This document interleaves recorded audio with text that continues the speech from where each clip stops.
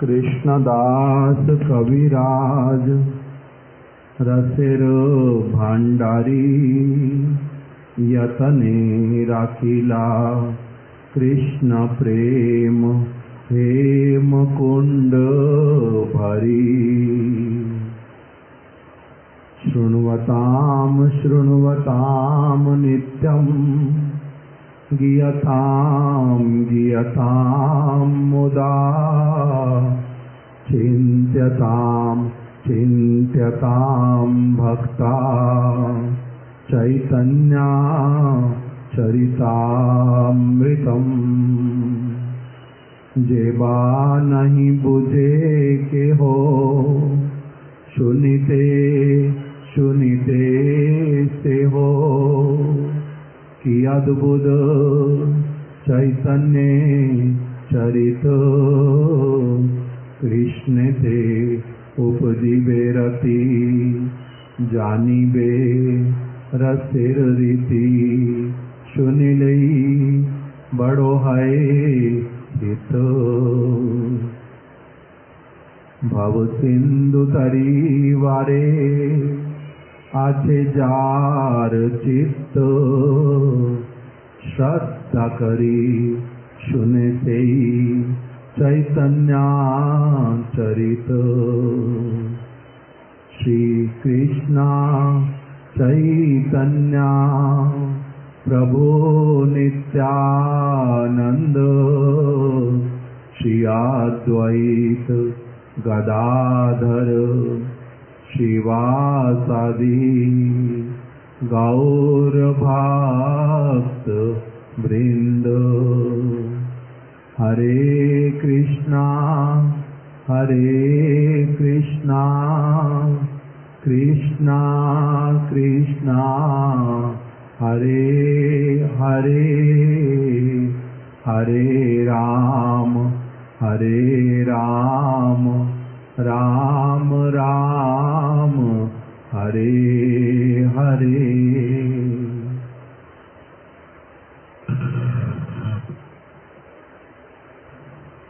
श्री चैतन्य चरितामृत मध्य लीला द्वादश परिच्छेद।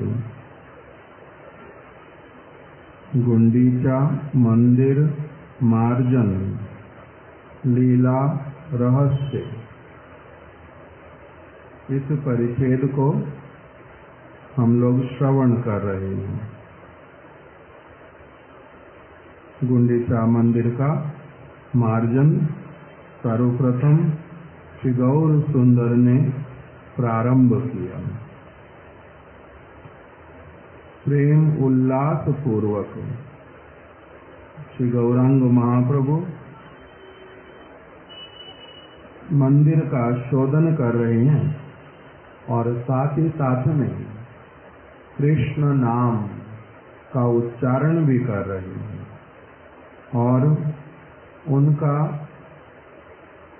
अनुसरण करते हुए जितने भी सारे भक्त लोग हैं वो भी हाथ से मंदिर मार्जन की सेवा कर रहे हैं और मुख से भगवान के नामों का कीर्तन कर रहे हैं। किसी भी अवस्था में नाम का कीर्तन बंद करने के लिए कहा नहीं। कीर्तनिया सदा हरि। भोजन करते समय, आरती करते समय, परिक्रमा करते समय, सभी अवस्थाओं में ही हाथ से कोई भी सेवा, रसोई घर में सेवा करते समय, भगवान के वस्त्र इत्यादि उनको पहनाते समय अथवा उनको शयन देते समय, प्रत्येक अवस्था में ही क्या करते हैं? भगवान का नाम संकीर्तन। तो इसीलिए गौरांग महाप्रभु ने गुंडीचा मंदिर मार्जन करते करते ये आदर्श जो प्रस्तुत किया, सारे भक्तों ने भी उसका अनुसरण किया। वो सभी लोग भी उसी प्रकार से भगवान का नाम करते करते हाथों से अपना सेवा करने लगे। पर एक बार दो बार अच्छी तरह से पहले मार्जनी के साथ में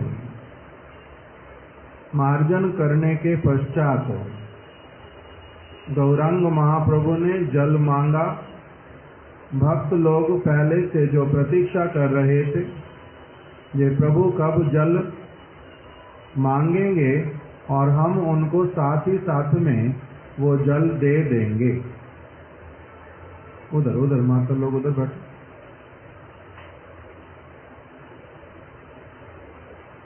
तो इसीलिए उन्होंने जल जो है वो महाप्रभु के हाथ में दे दिया और महाप्रभु जल के द्वारा सफाई करने लगे। सबसे पहले छत के ऊपर जल डाला, फिर जब छत पूरी तरह से साफ हो गई तब दीवारों के ऊपर डाला। जब दीवार साफ हो गई पूरी तरह से तब उसके बाद में जो दीवारों का सबसे नीचे वाला भाग कोने कोने में सभी जगह पर सफाई कर दी। फिर बीच वाला जो स्थान जहाँ पर फर्श है वो सारा स्थान फिर साफ कर दिया। और फिर से उन्होंने अपने भक्तों को कहा, सूक्ष्म धूलि तृण इत्यादि कुछ भी जो अभी रह गया है उसको अच्छी तरह से देख करके क्या कर दो, मंदिर को साफ कर दो। इसलिए क्योंकि ये प्रभु का अंतापुर है, उनका अपना निजी निवास स्थान। वो सभी स्थानों के प्रभु, किंतु वो उन्होंने अनेक अनेक और व्यक्तियों को प्रदान किया हुआ, इसलिए ये उनका अंतापुर है, उसको अच्छी तरह से सफाई कर दो। दो बार जब सभी वैष्णवों ने साफ कर दिया तब महाप्रभु के मन में बड़ा संतोष हुआ। भक्त लोग जो जल लाते थे, कोई कोई तो महाप्रभु के हाथ में पकड़ा रहा था और कोई कोई उनसे पूछ करके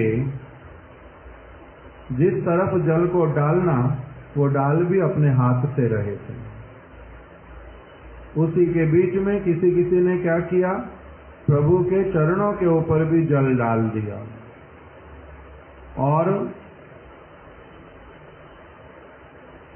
जिससे उनको पता ना चले ऐसे करके पीछे से छिप करके वो जल चरणामृत के रूप में भी ले लिया। कोई तो छुप करके जल पान कर रहा था और कोई अपने आप से लेने का साहस नहीं कर पाया तो वो दूसरे व्यक्ति से थोड़ा सा चरणामृत मांग करके वो उस जल को पान कर रहा था। घर धुई प्रणालिकाए जल छाड़ी दिला, सेई जले प्रांगण सब भरिया रोहिला। महाप्रभु ने जब भीतर में अच्छी तरह से धुल गया तब उन्होंने नाली को खुलवा दिया। पहले नाली को बंद करके रखा था, जल एक साथ में एकत्रित होने दो, इसलिए उससे जो ये स्थान है वो शीतल होता जाएगा। जितनी देर तक जल भरा हुआ रहेगा उतना अधिक वो फर्श को ठंडा कर देगा और साथ ही साथ में अधिक जल नष्ट करना नहीं। क्यों? क्योंकि जल लाते हैं भक्त लोग दूर से, नरेंद्र सरोवर से भर करके ला रहे हैं। तो इसलिए जब सारा कुछ हो गया तब महाप्रभु ने नाली जो है वो खुलवा दी और जल नाली में से जब निकलने लगा तो वो मंदिर में से सारा निकल गया, बाहर वाले प्रांगण में जाकर के इधर उधर फैल गया, भर गया। निज वस्त्रे कैला प्रभु गृह सम्मार्जन। अब जब सारा जल चला गया तब महाप्रभु ने अपने वस्त्र के द्वारा ही उसको पोछा बना करके उसके द्वारा वहां पर जो फर्श उसको साफ कर दिया। महाप्रभु निज वस्त्रे माजिला सिंहासन, सिंहासन इत्यादि को भी अच्छी तरह से सुखा दिया वस्त्र लेकर के। शत घट जले हैला मंदिर मार्जन, 100 घड़ों के द्वारा मंदिर के भीतर वाला जो भाग उसको अच्छी तरह से साफ कर दिया। मंदिर शोधिया कैला जेनो निज मन, उन्होंने मंदिर को इतना साफ कर दिया जैसे उनका अपना मन था, अर्थात जिस प्रकार से उनका मन पूरी तरह से संतुष्ट हो गया। जब मन पूरी तरह से संतुष्ट हो गया उस प्रकार से उन्होंने क्या किया, उतनी देर तक जो जो करने की आवश्यकता परम उल्लास के द्वारा उसको करते रहे, जब तक मन नहीं भर गया अच्छी तरह से, और उसको अपने मन की भांति एकदम से साफ कर दिया। उनका मन कैसा बताया था सबसे पहले श्लोक में, शीतल और उज्ज्वल। उन्होंने अपने मन की भांति, जैसा उनका अपना मन शीतल है और उज्ज्वल है, उसी प्रकार का उन्होंने मंदिर को एकदम से बना दिया। निर्मल शीतल स्निग्ध करिला मंदिर है। अब तीसरा शब्द भी बोला, निर्मल अर्थात मल रहित, सूक्ष्म मल भी वहां पर नहीं रह गया। फिर शीतल, ठंडा भी हो गया बहुत अच्छी तरह से। फिर स्निग्ध, स्निग्ध का अर्थ जिसको देखने से ही वहां पर बैठने की, रहने की इच्छा उत्पन्न हो जाए।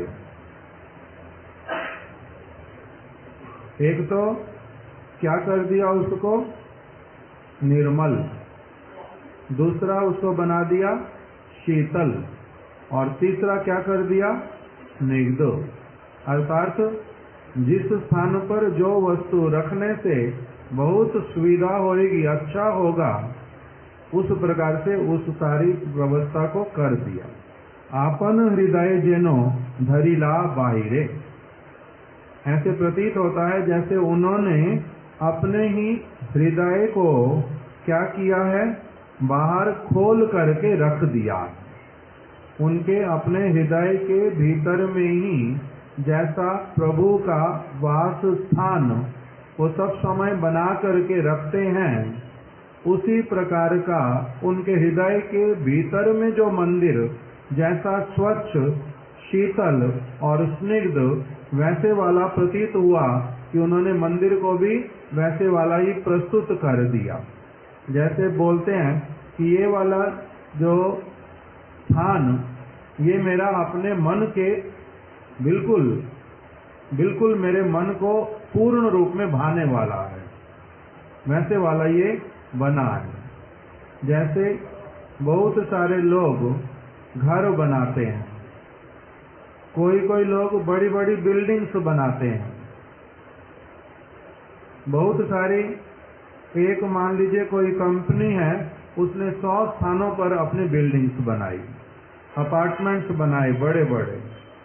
तो बनाते बनाते उनको जो अनुभव होता है, अगले वाला जब प्रोजेक्ट लेते हैं तब उसमें क्या करते हैं, और अपनी जो कमियां पकड़ी थी उनको क्या कर देते हैं, सुधार करके उसको और अच्छे से बना देते हैं। फिर और क्या कमी रही, और क्या कमी रही, ऐसे करते करते जब बहुत सारे स्थान बना लेते हैं, तब उनसे अगर पूछा जाता है कि आपको अपने लिए जो सबसे अच्छा सेटिस्फैक्ट्री, जिसमें आप पूर्ण रूप में संतुष्ट हुए, ऐसे वाला बताओ तो कौन से वाला स्थान, आपने तो इतने सारे स्थान बनाए हैं, उसमें से सबसे अधिक आपका सेटिस्फैक्ट्री जो प्रोजेक्ट है वो कौन से वाला रहा, तब क्या कहते हैं कि यद्यपि इनमें से तो ये वाला प्रोजेक्ट किसी एक का नाम दे दिया, ये वाला सबसे अच्छा अभी तक मैंने जो बनाया है, किंतु तब भी इसमें मेरा पूर्ण संतुष्टि अभी भी नहीं है। किस लिए? क्योंकि जो वस्तु मैन मेड होएगी वो कभी भी परफेक्ट नहीं हो सकती। अच्छी हो सकती है और अच्छी हो सकती है और अच्छी हो सकती है, किंतु सर्वोत्तम वो नहीं हो सकती, उसमें कमी रहेगी, क्योंकि वो मनुष्य के द्वारा बनाई गई है, मनुष्य की बुद्धि के अनुसार उसमें काम हुआ है, उसका सीमा है एक, इसलिए वो फुल्ली सेटिस्फैक्ट्री कभी भी नहीं हो सकता। जैसे हमारी श्यामा रानी दीदी, वो पेंटिंग बनाती हैं, बहुत समय लगता है, बनाते बनाते बनाते बनाते एक समय में आकर के क्या कहती हैं कि ये पूर्ण हो गया और इसके ऊपर मैंने अब काम नहीं करना, कमी इसमें होने पर भी मुझे अब दिखलाई नहीं पड़ती, इस समय सुधार का कोई भी गुंजाइश नहीं है, कंप्लीट हो गई, सभी लोगों को दे दो, पहुंचा दो सबके पास में। किंतु जब उनसे पूछो कि यू आर फुल्ली सेटिस्फाइड, तो वो क्या कहती हैं कि नेवर, सेटिस्फैक्ट्री नहीं है, इसमें बहुत कुछ अभी बाकी है जो मैं काम कर सकती हूँ, किंतु एक स्टेज पे आकर के अभी और पता नहीं चलता। हम लोग जब ग्रंथ का कार्य करते हैं तो उसमें किसी ने अनुवाद कर दिया, किसी ने उसको दोनों भाषाओं को देख करके मिला करके दे दिया, कुछ छूटा तो नहीं है, उसके बाद में उसके ऊपर फिर एक व्यक्ति संपादन करता है कि सारा कुछ उसमें बिल्कुल स्पष्ट होना चाहिए, फिर कोई और व्यक्ति देखता है इसमें भाषा का फ्लो ऐसा होना चाहिए, पढ़ते पढ़ते किसी एक अक्षर पर भी रुके ना व्यक्ति, उसको दिमाग पे जोर ना डालना पड़े, बल्कि अपने आप से सब कुछ समझ आए, किसको? जो उस स्तर का है, अंततः उसको समझ आए। सभी ग्रंथ सबके लिए होते नहीं, तो जब कर लेते पूरा काम, उसके बाद में फिर होता है प्रूफ रीडिंग, एडिटिंग के बाद में। जब प्रूफ रीडिंग करता है व्यक्ति तो 3 लोग अलग अलग कर देते हैं, संपादक जो है वो फाइनल कर देता है, उसके बाद में भी मिस्टेक रहती है। साधारण एक कहावत है कि जब तक कोई भी ग्रंथ 6 एडिशन जब तक उसके नहीं हो जाते, तब तक कोई भी व्यक्ति उसके द्वारा संतुष्ट नहीं होता, जो बुद्धिमान।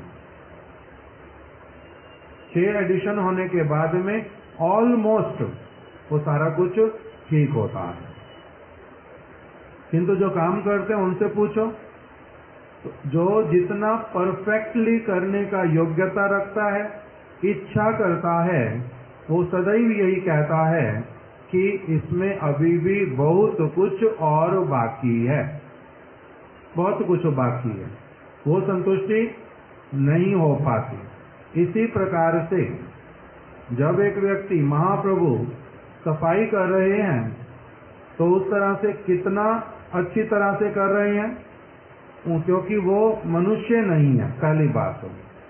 वो कौन है? भगवान।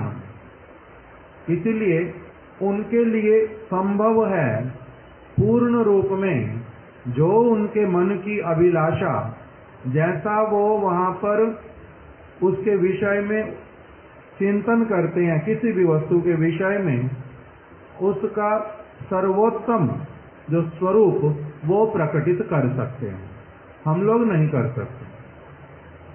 तो इसीलिए उन्होंने क्या किया, अपने मन को ही पूरी तरह से खोल करके रख दिया। किस रूप में? मार्जन के रूप में केवल, मार्जन करने की क्रिया कही। उन्होंने मार्जित कैसा कर दिया मंदिर को, जैसा उनका अपना हृदय, उसी को ही उन्होंने बाहर रख दिया हो। अर्थात वो इतना शीतल है, इतना स्वच्छ है और इतना अधिक स्निग्ध है। स्निग्ध किसको कहते हैं? एकदम से जिस वस्तु को देखने के साथ साथ में प्यार हो जाए, बहुत अधिक हो, तो बोलते हैं स्निग्ध। तो इसी प्रकार से उन्होंने उस मंदिर को कर दिया जैसे मानो उन्होंने अपने ही हृदय को बाहर रख दिया। जैसे जो श्री विग्रह, उसके विषय में क्या कहते हैं? मंदिर में जो भगवान का विग्रह, कोई विग्रह किसी ने प्रकटित किया, कोई विग्रह किसी ने प्रकटित किया, तो क्या कहते हैं? ये विग्रह कहाँ पर प्रकटित हुए? पहले ये विग्रह प्रकटित होते हैं हृदय में। किसके हृदय में? जो जिस प्रकार का भक्त होता है, मधुर रस के जो भक्त, उनके हृदय में क्या प्रकटित होगा? राधा और कृष्ण। उनके हृदय में प्रकटित होते हैं ललिता, विशाखा, श्रीरूप मंजरी, श्रीरति मंजरी, ये सब प्रकटित होते हैं। प्रकटित होने का अर्थ उनके ऊपर कृपा करते हैं, अपना संग देते हैं, अपना दर्शन प्रदान करते हैं, अपना समस्त स्वरूप जो है वो प्रकटित कर देते हैं। तब फिर एक व्यक्ति जो है क्या करता है? उस वस्तु को जो उनके अपने चित्त स्वरूप में, नित्य स्वरूप में, आत्म स्वरूप में, इस शरीर में मेरे को कोई मिला नहीं मिला वो अलग बात, इन आंखों से दिखलाई दिया नहीं दिया वो अलग बात, क्योंकि इन आंखों से वो उनको देखना, इन कानों से उनको सुनना संभव होता नहीं। तो इसलिए वो जहां पर प्रकटित होते हैं वो कौन से वाले शरीर के सामने? जो मेरा आत्म स्वरूप है उसके सामने वो प्रकटित होते हैं।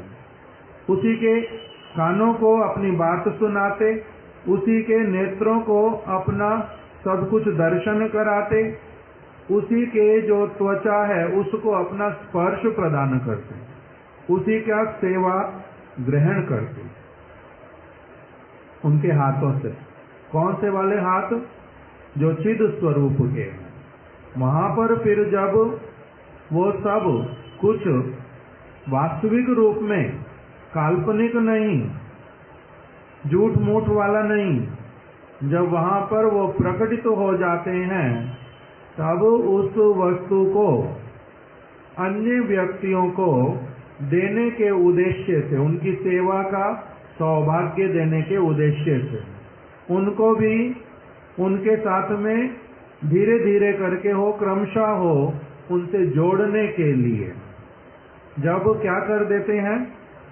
ऐसे वाला उदारता प्रकटित करते हैं। जो अपनी वास्तविक संपत्ति को वो जब अपने हृदय के भीतर से, हृदय ये जड़ जगत वाला हृदय नहीं जिसको कहते हैं हार्ट अटैक हो गया, नहीं तो हार्ट इसका अभी ठीक ठीक काम करता है, इस हार्ट में स्टंट डाल दिए, ये वाला जड़ मिट्टी और चीजों का बना हुआ, ध्वनियों का, रक्त का, वो वाले हृदय की बात नहीं कर रहे। जो चिद आत्मा का जो शुद्ध चित्त हृदय है, उसका जो वो वाला हृदय जब क्या करता है, उसमें ये भावना आती है कि ये परम श्रेष्ठ वस्तु मुझे जो प्राप्त हुई है, ये अन्यों को भी इनका संपर्क, इनका सेवा, इनका संग प्राप्त होना प्रारंभ हो क्रमशः, तब वो क्या करते हैं? अपने हृदय की उस वास्तविक संपत्ति को प्रकटित करने की इच्छा करते हैं। तो विग्रह कहाँ प्रकटित हो गए? पहले हृदय के भीतर में। कौन सा हृदय? चिद हृदय। जड़ हृदय में वो प्रकटित नहीं होते, चिद हृदय में प्रकटित हो गए, जिसका वैसा स्तर हो गया। फिर वो इच्छा करते हैं जब, तब क्या करते हैं? कभी तो अपने हाथ से और कभी किसी और को दे करके वो उस विग्रह को प्रकाशित करवाते हैं। कैसे? कभी मुख से बोल करके भी करते हैं, कभी आकार देके करते हैं। रूप गोस्वामी जी ने अपने हाथों से राधा दामोदर जी के विग्रहों को बनाया, अपने हाथों से बना दिया, जैसा देखते हैं। राधा रानी ने जो श्याम सुंदर विग्रह वृंदावन में, उसको अपने आप से बना करके किसको दे दिया? श्यामानंद प्रभु को।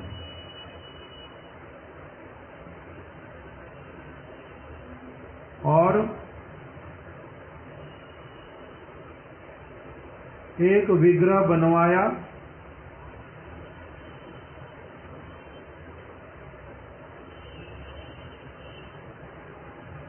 वज्रनाभ ने।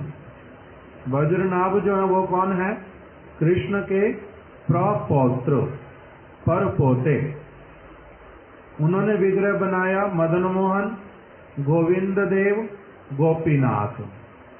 जैसे जैसे वो उनके हृदय में प्रकटित हुए, वैसे वाला विग्रह बनवाया। जब विग्रह बन गए, तीनों स्थापित हो गए, तब उन्होंने अपनी माता किससे? उनकी माता का नाम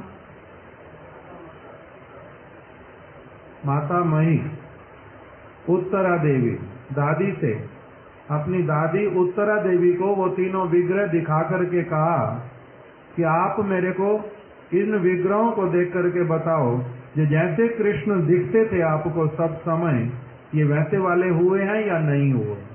तो उन्होंने कहा लगभग सारे ठीक हैं, किंतु सबसे अच्छा जो मुखमंडल है, जो पूर्ण रूप में मिलता है कृष्ण के साथ में, जैसा मैं कृष्ण को देखती थी, वो है गोविंद देव।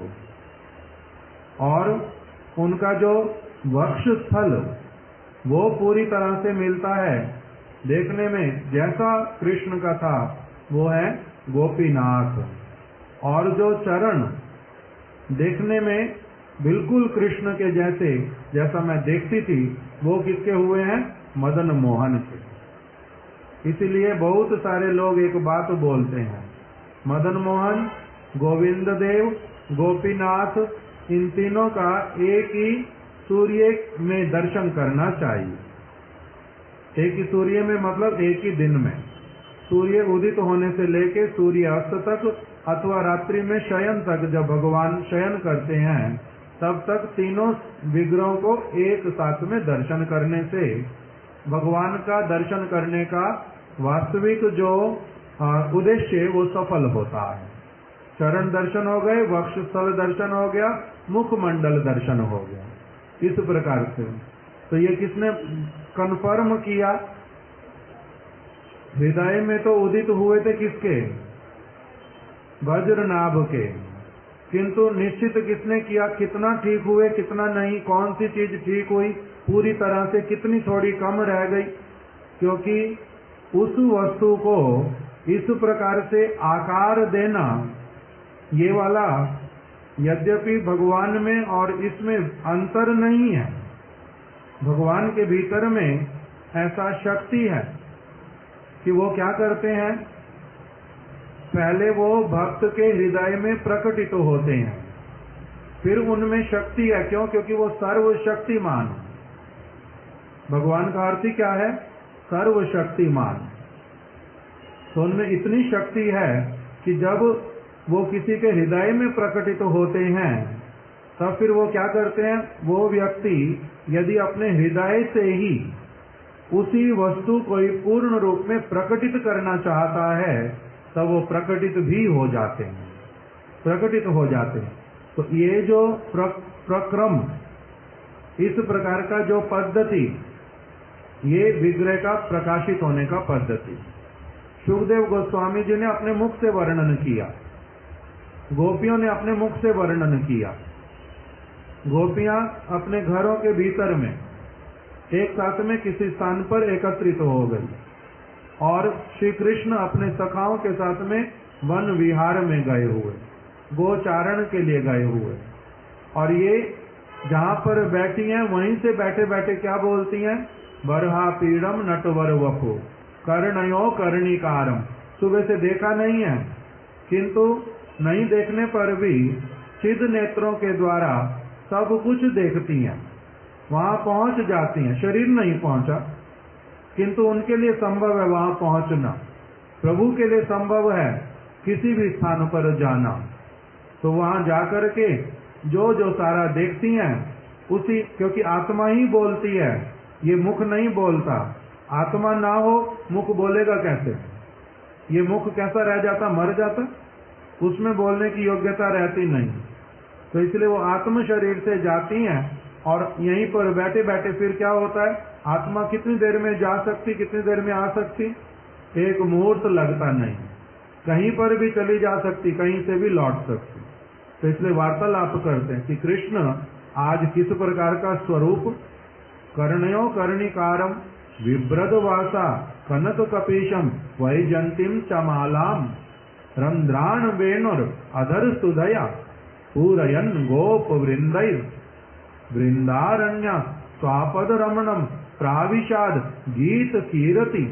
किस प्रकार से वन के भीतर में प्रवेश हो रहे कर रहे हैं, सारे सखा लोग कृष्ण की जय हो, कृष्ण की जय हो, कृष्ण तुम तो बहुत सुंदर लग रहे, कृष्ण आज ये मुकुट तुम्हारा बहुत अच्छा लग रहा है, तो वंशी बजा करके दिखाओ, तो उसमें से ये वाला शब्द निकालो, तो अलग अलग बातें उनको बोलते जाते। वही सारी बातें कौन देख रहा है, गोपियां देख भी रही हैं, अनुभव भी कर रही हैं, बोल भी रही हैं। उनके बोलने से ही दूसरे व्यक्ति के मन में क्या हो रहा है, भगवान का विग्रह अपनी आप से प्रकटित हो रहा है। वो बोल के प्रकटित करते, सुखदेव गोस्वामी बोल करके प्रकटित कर रहे हैं। ये एक अलग प्रकार का विग्रह प्रकटित करना। फिर गुरुदेव एक हो गया इस प्रकार से विग्रह को प्रकटित करना, और एक विग्रह कैसे प्रकटित करते हैं, जैसे श्यामा रानी दीदी को गाइड करके कृष्ण को कैसा बनाओ, उनका मुख कैसा करो, उनके चाबुक जो ये चिबुक है उसको, ठोडी को कैसे थोड़ा सा और अंदर की तरफ लेकर के जाओ, हाथ में नख जो है छोटा करो, किस प्रकार से वो ग्रेस के साथ में, विद ग्रेट ग्रेस, कैसे वो अपने हस्त कमल के साथ में वंशी पकड़ते हैं, इसको इस अंगुली को ऐसा करो, इसको और सीधा करो, इसको ऐसे नहीं करना, नेत्र उनके ऐसे वाले बनाओ, अभी उसमें ऐसी पलकें लगाओ, खड़े करने का पद्धति, बैठने का पद्धति, वस्त्र किस प्रकार के, रंग कैसा है, जो सारी चीजें एक एक करके स्वयं विग्रह नहीं बना पाते, विग्रह किसी और से बनवाते हैं, किंतु पूरा डायरेक्शन कौन दे रहा है, दूसरा व्यक्ति। प्रकटित कौन कर रहा है, बनाया किसने, फिर विग्रह किसके, जिसने बनाया विग्रह उसके, न जिसने बनवाया विग्रह उसके। प्रकटित किसने किया, किसी के माध्यम से करवाया, और कोई करने वाला है। तो इस प्रकार का सारा विग्रहों के विषय में वर्णन। तो इसी प्रकार से यहाँ पर क्या हमने प्रसंग में क्या आ गया यहाँ पर, कि महाप्रभु ने अपने ही हृदय को पूर्ण रूप में क्या कर दिया, जैसा वो स्निग्ध है, जैसा वो शीतल है, जैसा वो उज्जवल है, उसी को ही पूर्ण रूप में, जैसे गुरुदेव बोलते थे कि हमारे एक गुरु भाई ने, उनका नाम उर्ध्व मंती महाराज, श्री भक्ति वेदांत उर्ध्व मंती महाराज, उन्होंने परम गुरुदेव का अष्टकम लिखा। परम गुरुदेव का अष्टकम लिख दिया, बहुत साल से पत्रिका में आता भी, ग्रंथ में भी छपता। परम गुरुदेव की तिथि आने पर उसको आविर्भाव तिथि हो, तिरोभाव तिथि हो, उसको पढ़ते भी थे सभी लोग, उसी का गान करते हैं सभी लोग। किंतु गुरुदेव ने लगभग 2004 में न कब, स्मरण तो ठीक से नहीं आता, 2003 भी हो सकता, 2003 न 2004 में इच्छा की कि जैसा उनको मन में आता है परम गुरुदेव का व्यक्तित्व, उस प्रकार का अष्टकम जो है वो लिखवाने की इच्छा करती है। समझ आया? परम उर्दू मंत्री महाराज जी ने लिख के रखा परम गुरुदेव के विषय में, वो कैसे धुरंधर थे, किस प्रकार से आचार्य सिंह थे, किस प्रकार से मायावाद का खंडन किया, कैसे प्रभुपाद जी के अत्यंत निष्ठावान थे, बहुत सारी बातें उन्होंने लिखी। किंतु गुरुदेव बोलते हैं वो मेरे को पूरी तरह से संतुष्ट नहीं करता। उस अष्टकम में परम गुरुदेव का जो व्यक्तित्व वो प्रकटित होना चाहिए पढ़ने वाले के हृदय में, वो ठीक ठीक रूप में प्रकटित नहीं करा पाता। इसलिए फिर से इच्छा की। तब उन्होंने क्या किया, अपने आप से हिंदी में क्या क्या चीज अष्टक के भीतर में होनी चाहिए वो सारा हिंदी में लिख के दिया। फिर किसी दूसरे व्यक्ति को दिया, वो क्या करेगा, उसी को संस्कृत में केवल मात्र जो गुरुदेव चाहते हैं उसी वस्तु को वो संस्कृत में प्रेजेंट कर देगा। 3-4 बार 5 बार उसमें भी फिर क्या करवाएंगे, ये वाला शब्द भी अभी मेरी भावना के अनुसार हुआ नहीं, देखो तो इसका ऑल्टरनेट कोई और वर्ड मिले अगर डिक्शनरी में, कोई और चीज यहाँ पर लिखी जा सकती है अगर भावना वो वाली आ जाए, तो उस प्रकार से लिखवा करके उसको पूरा किया। तो अब जब वो वाला अष्टकम पूरा हो गया और जब पढ़ते हैं तब एकदम से बोलते हैं हाँ अब बहुत कुछ उसका जैसा मैं चाहता था वैसा आ गया है। तो ये क्या होता है, ये इसको कहते हैं अपने हृदय को बाहर में अलग अलग विग्रहों के रूप में, कभी शाब्दिक विग्रह के रूप में, इसलिए विग्रह बताया 8 प्रकार के, उसमें चित्रपट भी आता है, उसमें नाम लिखा हुआ भी आता है। अगर मैंने लिख दिया कृष्ण तो वही क्या माना जाता है, भले ही मैंने भूमि पे लिख दिया, भले ही मैंने उसको अपने पेन पेपर पे लिख दिया, वही क्या कहलाता है, वो भगवान का विग्रह है। कौन सा विग्रह, ये भगवान का शाब्दिक अवतार। कभी कभी रेखा के द्वारा चित्र बना करके, इसको कौन सा विग्रह कहते हैं, तैल चित्र,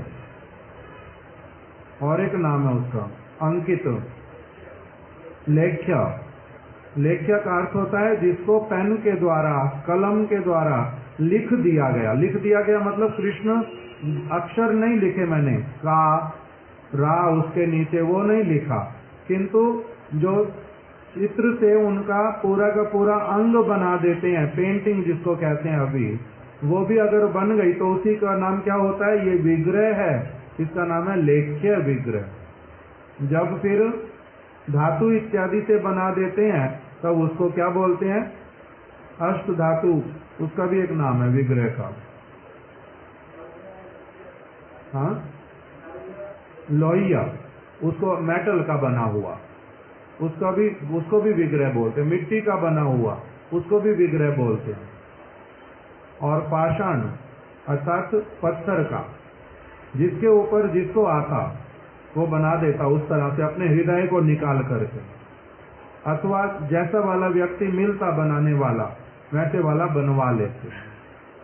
चित्रपट लेख्य में आ गया, ये वाला चित्रपट नहीं, तैल चित्र बोलते हैं उसको। ये फोटो है, फोटो को विग्रह में नहीं मानते, क्योंकि ये क्या है, हिंदी में क्या कहते हैं इसको, महाराज जी बोलते थे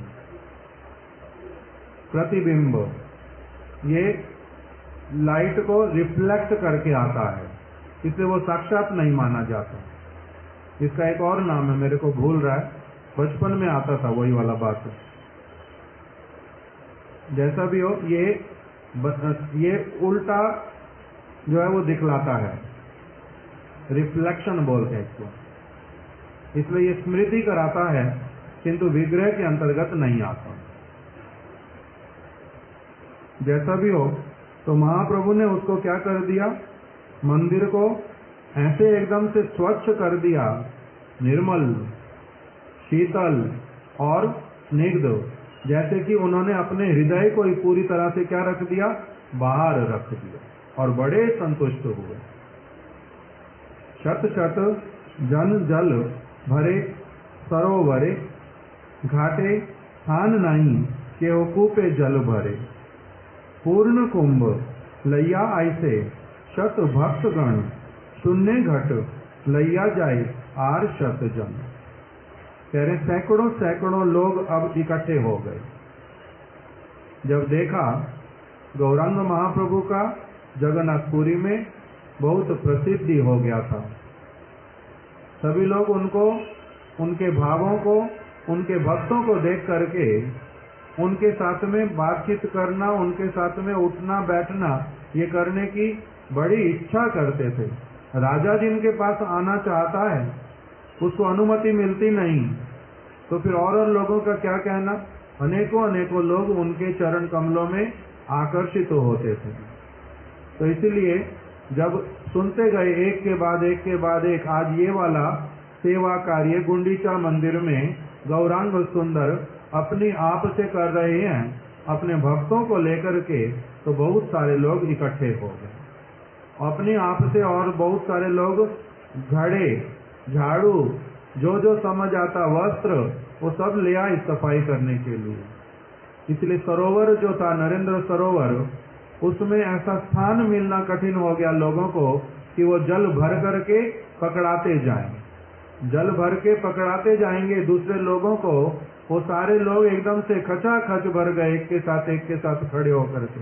जैसे ही कोई खाली घड़ा लाता है साथ साथ में भर के दे देते हैं, वहां से हिलते नहीं। तो इसलिए इतने सारे लोग वहां पर इकट्ठे हो गए कि चारों ओर स्थान नहीं बचा। तो इसलिए कुछ कुछ लोग क्या करने लगे, उनका भी इच्छा होता है कि हम भी अपने हाथ से पानी भर के मंदिर की सेवा के लिए देंगे। तो वो लोग कुओं पर जाने लगे और आसपास में जो कुएं, उससे जल भर करके ले जाने लगे। शत शत जन जल भरे सरोवरे, घाटे स्थान नहीं केहो कूपे जल भरे। पूर्ण कुंभ लैया आसे शत भक्त गण। सैकड़ों लोग भरे हुए घड़ों को लेकर के आ जाते, उसको बोलते हैं पूर्ण कुंभ, पूरी तरह से भरा हुआ। जो कुंभ मतलब घड़ा, पूर्ण कुंभ, इसलिए बोलते हैं कुंभ मेला। कुंभ मेला क्यों बोलते हैं उसको? कुंभ मतलब घड़ा। अमृत लेकर के गरुड़ जी स्थान स्थान पर बैठे थे, उसी घड़े को लेकर के, उसमें से एक आधी बूंद जहां पर गिर गई उसी का नाम अभी क्या, इस स्थान पर अमृत गिरा था, इसलिए यहाँ पर कुंभ लगेगा। कुंभ लगेगा मतलब वही घड़ा जिसमें से अमृत निकला था, उसी की स्मृति में उसका नाम ही क्या पड़ गया, कुंभ मेला। पूर्ण कुंभ लैया से शत भक्त गण। सैकड़ों सैकड़ों भक्त लोग को क्या करने लगे, घड़े भर भर के लाने लगे। शून्य घट लैया जाए आर शत जन। और सैकड़ों लोग पानी जब समाप्त हो जाता वो घड़े खाली वाले ले आते, कोई भरे हुए ले जा रहे हैं, कोई खाली वाले वापस ला रहे हैं। इस प्रकार से अनेक भक्त लोग वहां पर सेवा में लग गए। नित्यानंद अद्वैत स्वरूप भारती पुरी, यहाँ बिना आर सब आने जल भरी। कह रहे हैं केवल 5 लोग महाप्रभु के साथ में रह गए, जो क्या करते हैं, जल का व्यवहार करते हैं, जल लेने के लिए गए नहीं। बाकी सभी लोग जल लाने में, ले जाने में लगे हुए हैं। नित्यानंद प्रभु, अद्वैताचार्य प्रभु, स्वरूप दामोदर गोस्वामी, ब्रह्मानंद भारती और परमानंद पुरी, ये 5 भक्त लोग जो हैं, ये क्या कर रहे हैं, निरंतर मंदिर की सफाई ही कर रहे हैं। यहाँ बिना आर सब, इनके अतिरिक्त और जितने सारे भक्त का अर्थ सार्वभौम भट्टाचार्य, काशी मिश्र राजगुरु होने पर भी, राज पुरोहित सार्वभौम भट्टाचार्य, पड़ीचा पात्र इत्यादि, गोपीनाथ पटनायक इत्यादि, राय रामानंद प्रभु, हरिदास ठाकुर, जगदानंद पंडित, जितने सारे भक्त लोग वहां पर, वो सभी क्या कर रहे हैं? जल को ला रहे हैं। इस प्रकार से सेवा कर रहे हैं। घटे घटे ठेकी कतो घट भांगी गेलो। कभी कभी घड़े एक दूसरे से टकरा करके, देने वाले व्यक्ति ने किसी और को दिया, लेने वाले ने किसी और को दिया, कुछ करके कुछ घड़े परस्पर में टकरा करके टूट भी गए। घटे घटे ठेकी कतो घट भांगी गेला, शत शत घट लोग कहाँ लैया आएगा। और किंतु अनेकों लोग एक के बाद एक आते जा रहे, और घड़ों का कमी किंतु बिल्कुल भी नहीं हो रहा। जल भरे घर धोए करे हरि ध्वनि, कृष्ण हरि ध्वनि बिना आर नहीं सुनी। कृष्ण कृष्ण कही करे घटे रो प्रार्थन, कृष्ण कृष्ण कही करे घट समर्पण। जय जय कहे सही कहे कृष्ण नामे, कृष्ण नाम होइला संकेत सब कामे। क्या कह रहे हैं? जल भरे। जो व्यक्ति जल भर रहा है सरोवर में से, वो क्या बोलता है? भरते समय कृष्ण कृष्ण कृष्ण कृष्ण कहते हुए भरता है। घर धोए, और जो भीतर में अभी नाम सुने 5 लोगों के, नित्यानंद प्रभु, अद्वैताचार्य प्रभु, परमानंद पुरी, ब्रह्मानंद भारती और स्वरूप दामोदर गोस्वामी, जो ये घर धो रहे हैं, ये भी क्या बोलते हैं निरंतर? कृष्ण कृष्ण कृष्ण कृष्ण। और इसी प्रकार से करे हरि ध्वनि, हरि की ध्वनि ही करते हैं। कृष्ण हरि ध्वनि बिना आर नहीं सुनी। उस स्थान पर किसी के मुख से कृष्ण हरि इत्यादि के नाम को छोड़ के और कुछ नहीं निकल रहा। कृष्ण कृष्ण कही करे घटे रो प्रार्थना। कोई कोई व्यक्ति क्या कर रहा है? जो भर रहे हैं उनके पास में दूसरे लोग आ रहे हैं कि हमारे को घड़ा दे दो, हम उठा करके ले जाएंगे। तो हम उठा के ले जाएंगे, तो वो भी क्या कह रहे हैं? कृष्ण कृष्ण मेरे को दे दो, मैं लेकर के जाऊंगा। कृष्ण कृष्ण कही करे घट समर्पण। जो व्यक्ति मंदिर के भीतर आ गए भरे हुए घड़े लेकर के, अब वो नित्यानंद प्रभु को कहना चाहते जो प्रभु ये मैं जल लाया हूँ, ले लो। तो वो पीछे से क्या बोलते? कृष्ण कृष्ण ये लाया हूँ, ले लीजिए। वो भी कृष्ण कृष्ण बोलते हैं। जय जय कहे सही कहे कृष्ण नामे। जो कुछ भी कहना है कृष्ण के, कृष्ण कृष्ण कहते कहते ही कर रहे हैं। कृष्ण नाम होइला संकेत सब कामे। सारी वस्तुओं के लिए संकेत क्या बन गया? कृष्ण नाम। घड़ा देने के लिए भी, घड़ा लेने के लिए भी संकेत। सेवा मेरे को दे दो, मेरे आप बैठ जाओ, जो कुछ भी कह रहे हैं संकेत करते हैं केवल, कभी मुख से, कभी आंखों से, कभी हाथों से, किंतु सारे संकेत करते करते क्या बोलते हैं? कृष्ण कृष्ण कृष्ण कृष्ण।